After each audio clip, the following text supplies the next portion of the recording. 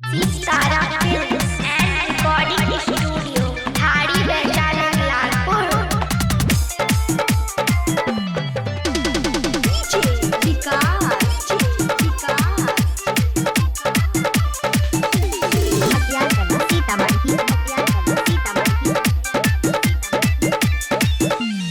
आई हो दादा कैसे न्यूज आई पबजी खेले वाला के मुंह मुरझाइल। पबजी भइल बंद तोरा का मतलब बारे? आई हो दादा कैसे न्यूज आई पबजी खेले वाला के मुंह मुरझाइल। चुप रह, समझ गइले। सरकार पबजी के कैले बंद जी, बंद जी, हाँ बंद जी, अरे बंद जी। बाप बाजार में बेचत रहे सब्जी, बेटा दिन भर खेलत रहे पबजी। बाप बाजार में बेचत रहे सब्जी, बेटा दिन भर खेलत रहे पबजी।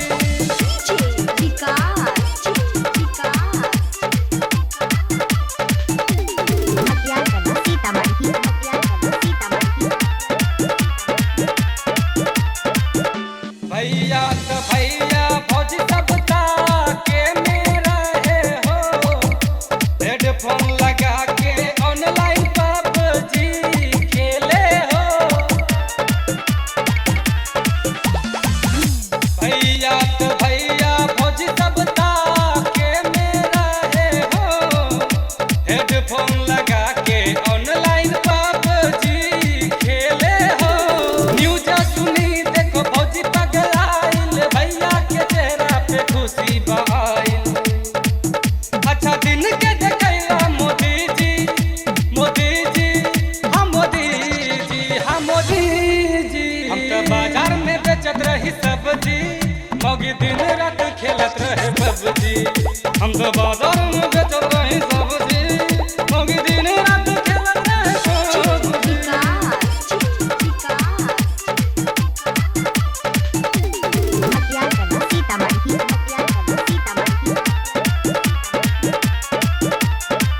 जोड़ी जोड़ी हम तो घर में पैसा जुटाई हो, नेट ना भराई बेटा पैसा बच जाई हो। इहे पैसा में तो हाथ छपरवा छरा जाई। ए हो जोड़ी जोड़ी हम तो घर में पैसा जुटाई हो, नेट ना भराई बेटा पैसा बच जाई हो। खुशी के दिन आइल मिली है आराम हो, पबजी तो बंद भइल बेटा पर ये काम हो। देखो बेटा बैठी रहता डब डब जी, डब डब जी, डब डब जी, डब डब जी। सरकार पबजी के कैले बंद जी, बेटा साथ में बची है सब्जी। हम तो बैठ के करब ऐसे जी, बेटा कानी कानी बची है सब्जी।